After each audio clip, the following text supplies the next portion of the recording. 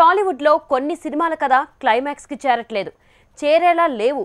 పవన్ తో హరీష్ మూవీలానే కొన్ని ప్రాజెక్టులు పట్టాలు తప్పుతున్నాయి. మహేష్ బాబు కొత్త సినిమాకు కూడా అలాంటి కష్టాలే వచ్చాయి. పూరి నుంచి గుణశేఖర్ వరకు దర్శకుల డ్రీమ్ ప్రాజెక్టులు కూడా పట్టాలెక్కకుండా పోతున్నాయి. ఎందుకు? Take a look. Pawan Harihara Veeramallu సినిమానే ఎన్నో బ్రేకుల మధ్య తెరకెక్కుతూ మధ్యలో ఆగుతూ సాగుతోంది. ఇలాంటి టైంలో హరీష్ శంకర్ తో పవన్ మూవీ అంటే అటకెక్కిందనక తప్పదు.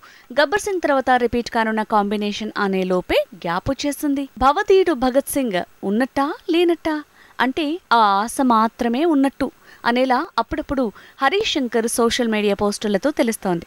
కానీ ఈ కథ కంచికి చేరేదెప్పుడో తేలట్లేదు.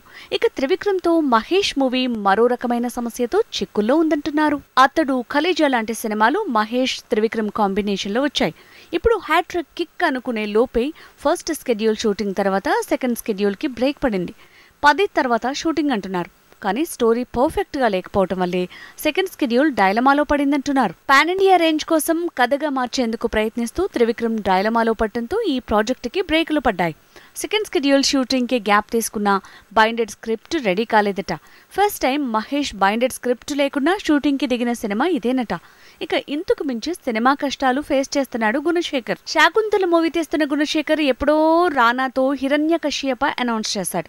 3Dలో షూటింగ్ కూడా మొదలుపెట్టాడు. కానీ ఆ ప్రాజెక్టు ఎప్పుడో పట్టాలు తప్పింది. ఎప్పుడు మళ్లీ పట్టాలెక్కుతుందో తేరలేదు.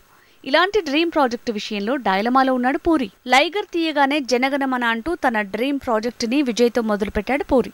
ఓ షెడ్యూల్ కూడా పూర్తి చేశాడు. కానీ లైగర్ డిజాస్టర్ కావడంతో జనగణమన ఆగింది.